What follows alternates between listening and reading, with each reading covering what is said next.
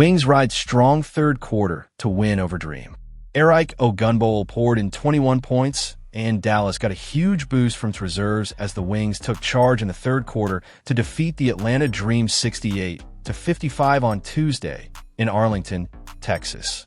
The Wings 4-12, led by just 2 at halftime, but by 10 heading into the fourth quarter. 3 free throws by Aziaha James with 7 minutes remaining stoked the Wings' lead to 11. Paige Bueckers' jumper with 5:29 left pushed the score to 62-49, and Dallas was able to waltz home from there. Dallas won for the third time in its past 4 contests, while the Dream, 10-5, had a 2-game winning streak snapped. The Wings bench players outscored their Atlanta counterparts 21-5. Bueckers added 12 points. James finished with 11, and Li Yueru racked up 10 points and a game-high 15 rebounds for the Wings. Dallas played its second straight game without the injured DiJonai Carrington, its third leading scorer. Atlanta's Rhyne Howard led all scorers with 23 points and added 8 rebounds. Alicia Gray had 13 points, and Brianna Jones hit for 12. Atlanta shot just 23.4% from the floor. The game went back and forth in the first quarter before the Wings reeled off the final 11 points of the period, leapfrogging from a 10-8 deficit at the 2:53 mark to a 19-10 lead entering the second quarter. Dallas pushed its advantage to 10 when Ogunbowale canned a jumper with 3:58 to play in the first half. But the Dream swung back, finishing the half with a 12-4 run, capped by a pair of free throws from Jones with 32 seconds left to draw to within 31-29 at the break. Howard led all scorers before halftime with 12 points, while Dallas was led by 8 points each from Bueckers, Ogunbowale, and Yueru. Neither team shot well in the first half, with the Dream shooting 9 of 37 from the floor, 24.3%, while the Wings shot 34.1%, 13-26. Atlanta trimmed its deficit to a point early in the third before the Wings reeled off the ensuing 9 points, punctuated by a bucket by Bueckers to push their advantage to 40-30. The Dream got no closer than 5 the rest of the period, and Dallas led 50-40 heading into the final quarter. They have 3 wins. Yeah, do y'all dance? Do y'all dance? Do y'all dance? Oh! Arike, the pursuit of the ball, the defense, the dishing out was very much on point tonight. Talk to me about what was happening with the team and lead up to that.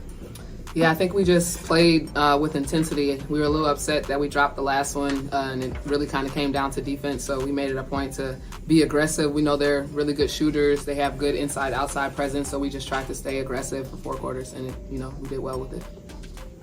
Good game, great game. Thank you. Lee, you had the start tonight. You're going up against Brittany Griner, one of the best players in the league. What was that matchup like for you? I'm excited to play, and I'm appreciative about my teammates and coach give me a chance. And I'm not the best one, so I know I only can do one thing, like do the best small things and put a more extra effort on the team. So yeah, I appreciate we can win tonight. And Arike, what does she mean to this team? Yeah, she's just an amazing player. Obviously she hasn't been with us for a long time, but she's a really smart player, and she's picking it up. And for her to get the start and come out, with a double-double and just really got us that, really started the energy, the lead. She was scoring, she was rebounding, she was setting great screens. So she's a really great player, and I'm glad she's on our team. Lee, you talked about that matchup before the game. Melissa was saying how hard it is to keep Brittany Griner off the glass. You had 15 rebounds tonight. She had 6. What were you doing inside? How did you kind of attack that battle, especially when it comes to rebounding? She's the best player in the league, best post player. So when I play with her, I'm so excited, and I'm ready for everything. I hope I can show her and do some things, put all of the energy in there. Yeah, that's all. Go to Rob on the Zoom. podium finish. I got one for each of you, so Arike, I'll start with you.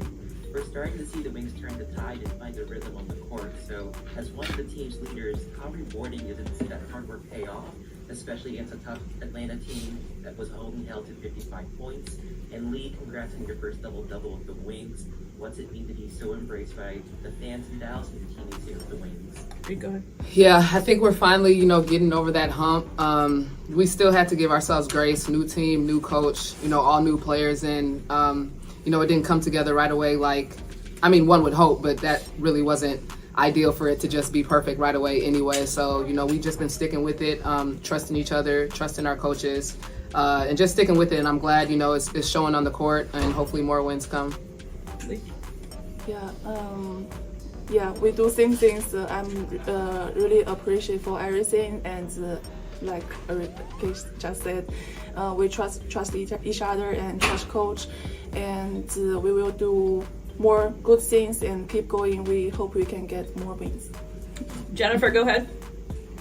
Jennifer Quartzy from Let's Talk Women in Basketball. Arike, what have you seen in Paige's development so far, and how has your on-court chemistry been building? And also, what are you guys focusing on going into your next matchup? Yeah, obviously everybody knows Paige is elite.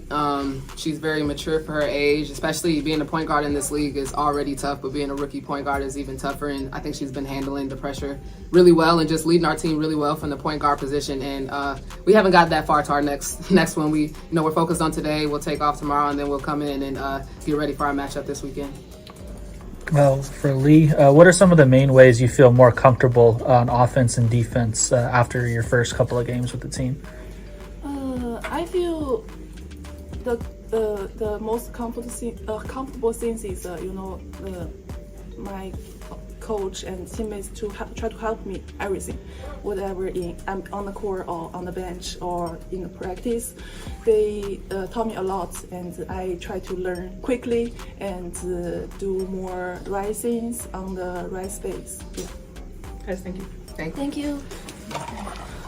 Do you have questions for Chris?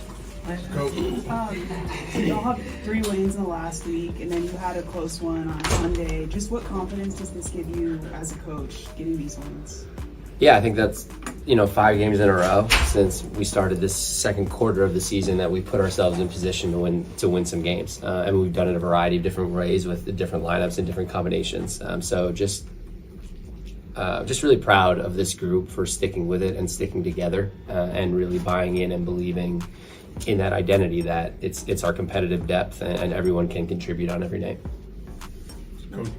Coach, you outscored their bench 21-5. How important was that tonight? Yeah, always when you can get bench production. And just shout out to Maisha, right? We make a change, we go in a different direction, and to respond the way that she did was just fantastic to have that energy. Aziaha, we know she can score the ball, so for her to be the spark plug that she was. And then I thought JJ gave fantastic minutes tonight too, when some of these past couple games maybe has struggled with some pressure and just feeling some of those rookie woes as a point guard, but I thought she gave some really valuable minutes as well. So the more we can get good contributions from the bench, the better off we're going to be. Coach, you've preached that defensive being your identity. Atlanta's second leading scoring team in the W held them about 30 points under their season average. Is this kind of what you foresaw this team being able to do on that end of the floor? Yeah, that effort tonight was just, we had a different intensity about us right from the get-go. To hold them under 20, 4 quarters,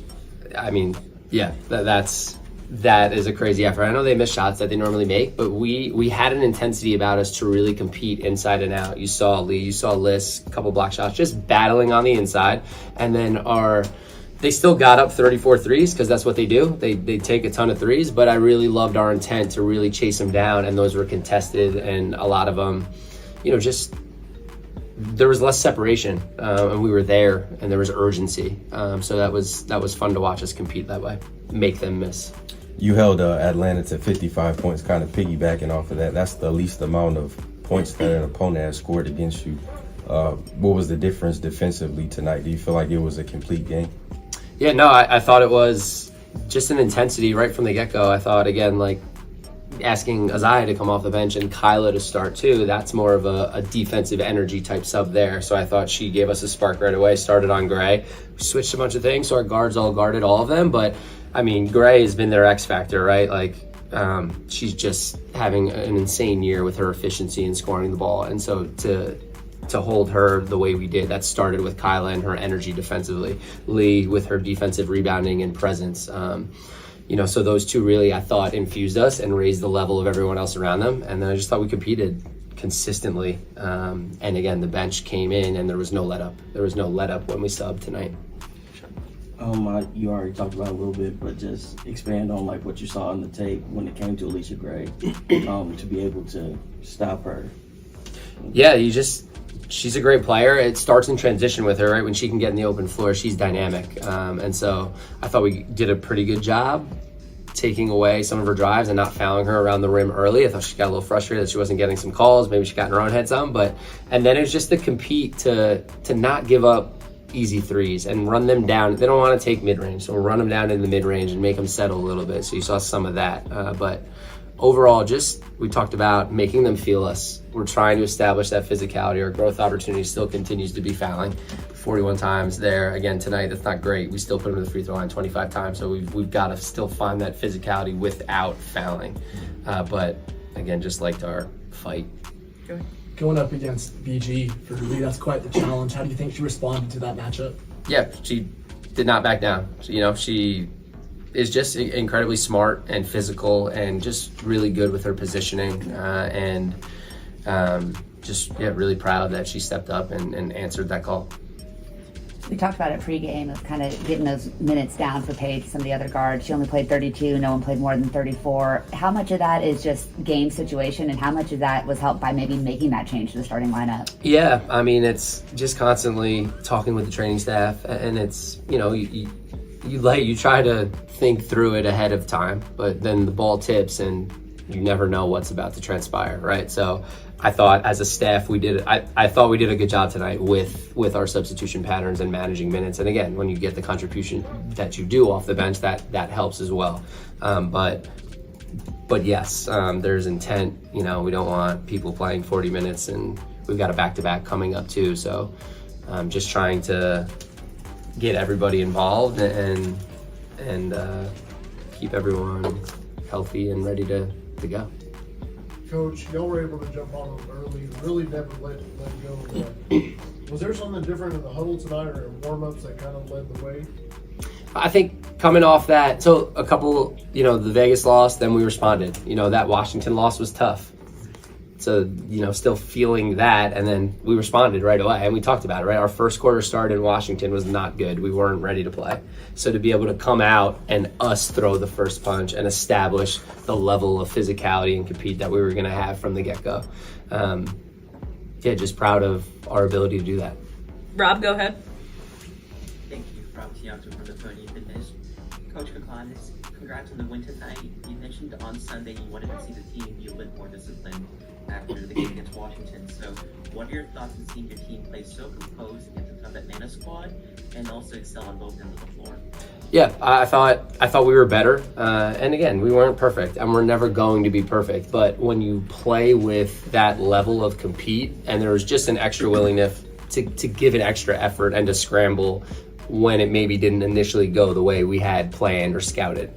So that's the part, right? Because it's never going to be how you scripted it. So can you continue to play through the messiness? And tonight I thought we gave extra efforts and just pursued consistently. The last one, Grant. Now that you've coached Li for a handful of games, just what are some of the ways her interior presence has, made a significant difference on both ends? Yeah, I think, we haven't probably utilized her enough on the inside, but she's just a motor up and down. She's going to be consistent getting up and down the floor, and then her screening right now more than anything is just extremely physical screener, helping our guards get some separation and then continuing to roll and put pressure on the defense behind. And then you saw, she's going to keep you honest, right? She can hit a bunch of mid-range. She got really good touch from the perimeter, so when you leave her open out there, she's going to knock down some shots. So just excited to keep incorporating her into all this. Coach, thank you.